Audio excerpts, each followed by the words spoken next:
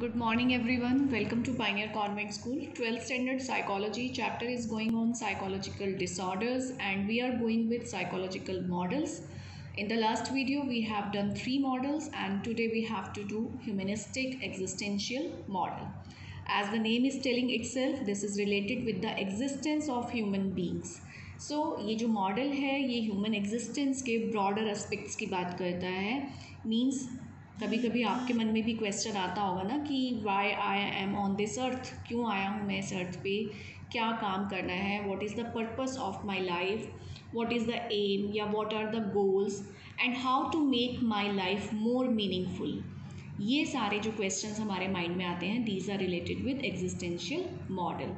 तो इस मॉडल के अकॉर्डिंग दे आर सेइंग कि every human being is born with the natural tendency to be good. हमारे अंदर एक नेचुरल टेंडेंसी होती है कि हम अच्छा बनकर रहें, फ्रेंडली रहें, कोऑपरेटिव रहें और कंस्ट्रक्टिव रहें. मीन्स अपनी लाइफ को एक मीनिंग दें, हम अपनी लाइफ में सब अच्छे काम करें. हम सेल्फ मोटिवेटेड होते हैं टू सेल्फ एक्चुअलाइज. मैंने आपको अपने लास्ट वीडियोस में एक मैस्लो का हिरार्किकल मॉडल शो किया था कि हमारी 5 और 6 बेसिक नीड्स होती हैं, जैसे कि food, shelter, then respect in the society, और जो हाईएस्ट हमारी नीड होती है वो होती है self actualization. Means to reach the highest potential of our life, कि हम अपनी लाइफ के एक ऐसी पोटेंशियल पे पहुंच जाएं जहां हमें सेटिस्फेक्शन मिले कि येस, मैंने अर्थ पर अपने आने के पर्पस को कंप्लीट किया, लाइफ को बहुत अच्छे तरीके से लीड किया positively without any mistakes. Now every person has a free will.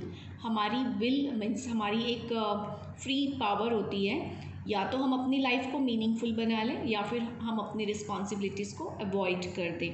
इसका बहुत अच्छा एग्जाम्पल मैं आप ही को चूज़ करूँगी कि यूथ ऑफ द डे.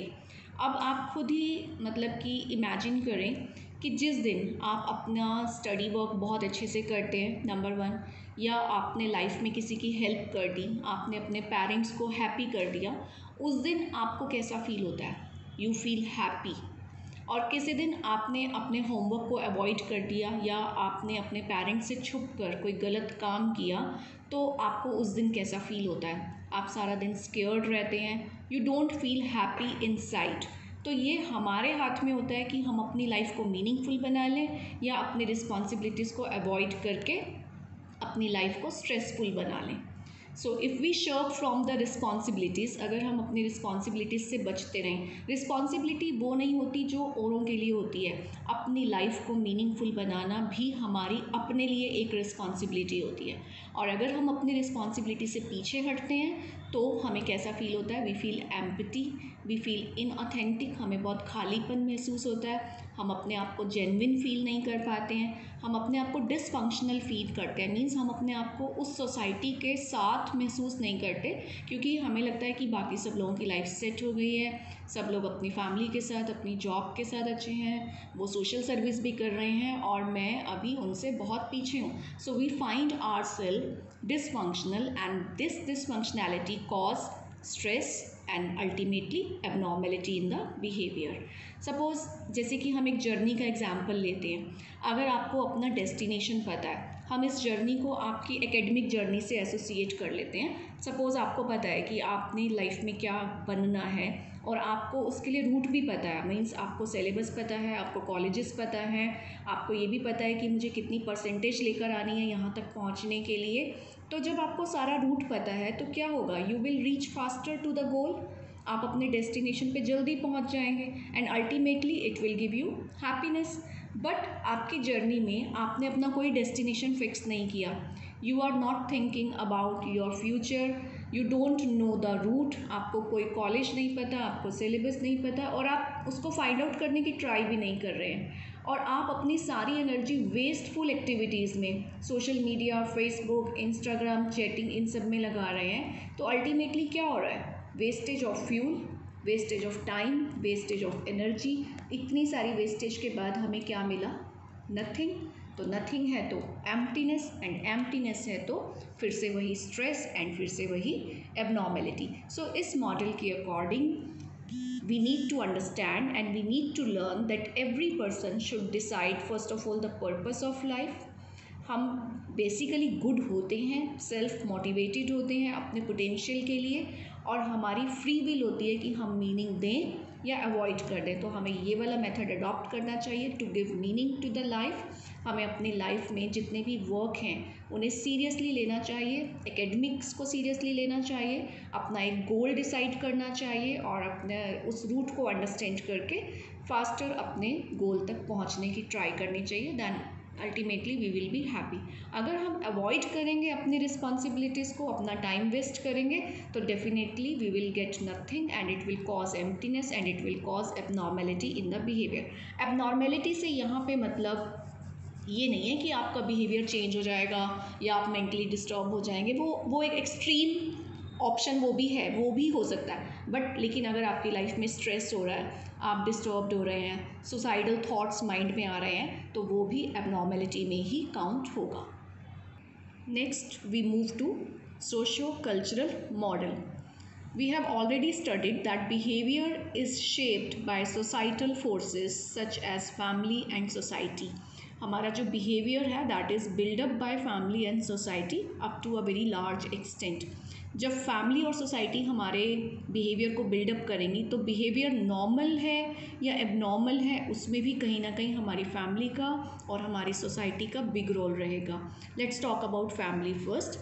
कुछ फैमिलीज़ ऐसी होती हैं जो बच्चों की एक्टिविटीज़ में, उनके थॉट्स में, उनकी फीलिंग्स में ओवर इन्वॉल्व हो जाती हैं।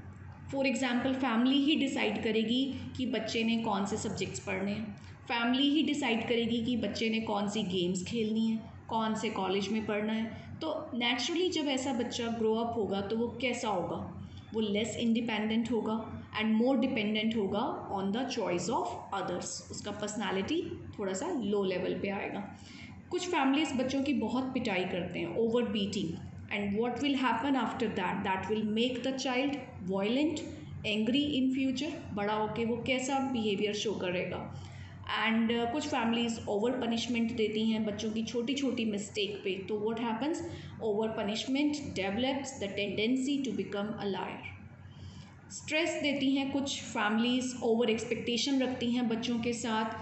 फॉर एग्ज़ाम्पल किसी बच्चे का लेवल 90% का है तो उससे ओवर एक्सपेक्ट किया जाता है कि आप 98 लेकर आओ, उस पर बहुत स्ट्रेस दिया जाता है और जिसकी वजह से सुसाइडल एक्ट्स हमारी सोसाइटी में बढ़ने लग जाते हैं। इवन खुद की एक्सपेक्टेशंस भी बढ़ा लेते हैं पेरेंट्स और बच्चे के एक्सपेक्टेशन बच्चे से भी बढ़ा लेते हैं। फॉर एग्ज़ाम्पल अगर किसी बच्चे के 94 आए, 95 आए, तो इतनी हाई परसेंटेज लेके भी बच्चे सुसाइड कर जाते हैं क्योंकि वो 98 वाली या 99 की एक्सपेक्टेशन तक नहीं पहुंच पाए। और कुछ फैमिलीज़ ऐसी होती हैं जो अपने बच्चों को फेलियर्स के साथ कोप अप सिखाती हैं, जो अपने बच्चों को सिखाती हैं कि failure is a part of life, और वो उन्हें सिखाती हैं टू फाइंड द ऑल्टरनेट्स, कि अगर आपकी लाइफ में एक सब्जेक्ट नहीं चल रहा then you find the other ways. और ऐसे बच्चे बहुत हैप्पी और बहुत कॉन्फिडेंट पर्सनालिटीज़ में कन्वर्ट होते हैं। तो फैमिली के जो इन्वॉल्वमेंट है या फैमिली का अगर नेगेटिव रोल है तो उससे भी बहुत सारी एबनॉर्मेलिटीज़ बिहेवियर में कॉज्ड होती हैं। Now let's talk about society. अगर कोई बच्चा आइसोलेटेड रह रहा है सोसाइटी में, बहुत अकेला अलग रह रहे हैं, कुछ सोसाइटीज़ होती हैं जो एक दूसरे के साथ बहुत मिक्स नहीं होती हैं, अलग अलग रहते हैं, सोशल सपोर्ट नहीं होता उनके अंदर, तो ऐसी सोसाइटी में जब बच्चे का ब्रिंगअप होता है तो वो कैसे बड़ा होके बनता है, उसके जो इंटरपर्सनल रिलेशनशिप्स होते हैं those are very weak, lacks adjustment in sharing. ऐसे लोगों को एडजस्ट करना, शेयर करना नहीं आता और ऐसे लोगों की फैमिलीज़ बहुत जल्दी ब्रेकअप भी हो जाती हैं अनफॉर्चुनेटली। और जो लोग फ्रेंडली एनवायरनमेंट में रहते हैं they are very good in the interpersonal relations, they know how to be supportive, how to be sharing, how to adjust with the side by people. And कुछ हमारे सोशल रोल्स होते हैं, कुछ norms fix होते हैं society में। इसका मैं एग्जांपल लूँगी। फॉर एग्जांपल इंडियन सोसाइटी में फ़िक्स है कि मेल पर्सन बाहर जाके अर्न करेगा और फीमेल मैक्सिमम घर रह के घर संभालेंगी। बट अगर मान लो एक पेयर है, ठीक है, husband is A, wife is B, मान लो हस्बैंड की कॉम्पिटेंसी नहीं है कि वो बाहर जाके वर्क कर सके, और उसकी जो वाइफ है शी इज़ वेरी कम्पिटेंट, तो if she is working outside and husband is handling the home, तो ऐसे लोगों को ये माना जाता है कि ये नॉर्म्स को ब्रेक कर रहे हैं, these are the deviant people, these are crazy people.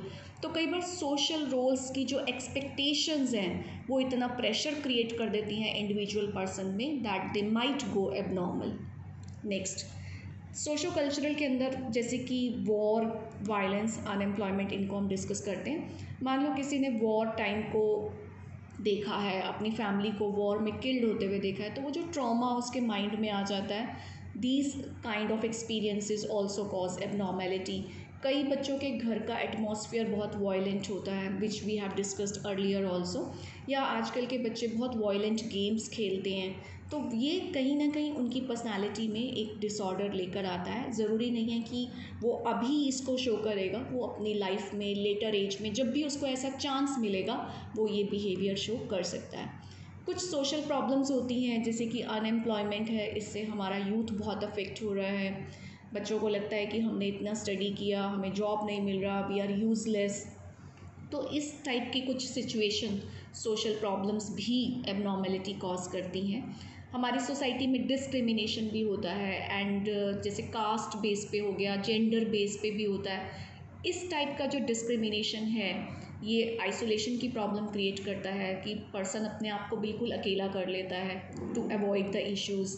Depression हो जाती है, फ्रस्ट्रेशन डेवलप होती है, इवन कि कई बार डिस्क्रिमिनेशन की फ्रस्ट्रेशन की वजह से लोग क्रिमिनल तक भी बन जाते हैं। तो ये सारे सोशो कल्चरल मॉडल के अंदर आते हैं जो हमारे बिहेवियर को अफेक्ट करते हैं। After that last model is diathesis stress model. You need to understand this model very effectively. Diathesis का मीनिंग क्या होता है? Constitutional predisposition. Predisposition means जो चीज़ हमारे अंदर पहले से ही है। मान लो हमारे अंदर कोई प्रॉब्लम पहले से ही है और जैसे ही उसको चांस मिला वो प्रॉब्लम बढ़ गई या रिएक्शन हो गई। और ये जो प्री डिस्पोजिशन है ये फिज़िकल भी हो सकती है और ये साइकोलॉजिकल भी हो सकती है। हमें साइकोलॉजिकल स्टडी करना है, बट मैं आपको इसके लिए एक फिज़िकल एग्जाम्पल देती हूँ। सपोज़ किसी पर्सन के जीन्स में ही, मतलब हेरिडिट्रिकली उनकी फैमिली में, हिस्ट्री में डायबिटीज़ है, और तो क्या हो गया, सबसे पहले तो प्री डिस्पोजिशन हो गई उसके जीन्स में। सेकंड नंबर पे क्या हो गया, वल्नरेबिलिटी हो गई कि वो पर्सन वल्नरेबल है, उसे कभी भी डायबिटीज़ हो सकता है क्योंकि उसकी फैमिली हिस्ट्री में है। थर्ड नंबर क्या हो गया कि जैसे ही उसके सामने वो सिचुएशंस आई कि वो ओवर स्वीट थिंग्स खाता है और एक्सरसाइज नहीं कर रहा है, अपनी केयर नहीं कर रहा और मीठा भी बहुत खाता है, तो क्या होगा, वो बड़ी जल्दी डायबिटिक हो जाएगा। ऐसे ही साइकोलॉजिकल फैक्टर्स भी होते हैं कि जो हमारे अंदर हमारे जीन्स में ऑलरेडी प्रेजेंट होते हैं, they make us vulnerable and as the situation comes तो हम वैसा ही रिस्पॉन्ड कर देते हैं।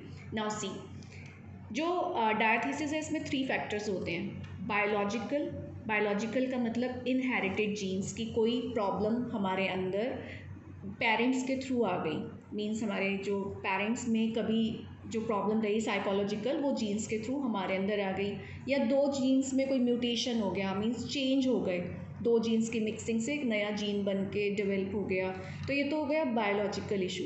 जब जिसमें ये बायोलॉजिकल प्रॉब्लम आ गई तो क्या हुआ, सेकंड नंबर पे वो पर्सन क्या हो गया, वल्नरेबल। वल्नरेबल का मतलब होता है एट रिस्क। जब आप एट रिस्क पे होते हैं मीन्स आप इजीली उस सिचुएशन के अंदर फंस सकते हैं।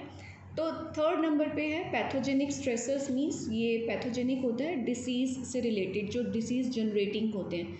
तो जब स्ट्रेसर हमारे अंदर ऑलरेडी है और सिचुएशन बाहर से आती है तो हम वैसा रिस्पॉन्ड कर देते हैं, मीन्स एबनॉर्मेलिटी शो कर देते हैं। We will understand this thing by a image. Suppose हमारे अंदर एक जेनेटिक प्री डिस्पोजिशन है, इसमें एक सेकेंड थिंग आप चाइल्डहुड ट्रॉमा भी ले सकते हैं कि बचपन में कुछ गलत हुआ या आपके अंदर वो चीज़ जेनेटिक है, आपके माइंड में कुछ सेट हो चुका है। देन तो सेकंड नंबर पे क्या हुआ, वल्नरेबिलिटी हो गया टू मेंटल डिसऑर्डर, कि कभी भी मेंटल डिसऑर्डर हो सकता है, इसके लिए आप वल्नरेबल हैं, means you are at high risk. अब अगर मिनिमम स्ट्रेसफुल सर्कमस्टांसिस आपके सामने आ रहे हैं तो लोअर प्रोबेबिलिटी है कि आपको कोई मेंटल डिसऑर्डर होगा। बट अगर आपके पास कोई बहुत ज़्यादा स्ट्रेसफुल सर्कमस्टांसिस आ गया, यू वर ऑलरेडी वल्नरेबल, तो हाई प्रोबेबिलिटी हो जाती है मेंटल डिसऑर्डर की कि शायद आप उसे हैंडल नहीं कर पाएँ उस स्ट्रेस को। तो ये है हमारा diathesis model and in this video we have done diathesis, sociocultural we have done, humanistic existential and in the last video we have done already 3 models. तो हमारे psychological disorder के psychological models are finished and in the next video we will start our next topic. Have a good day.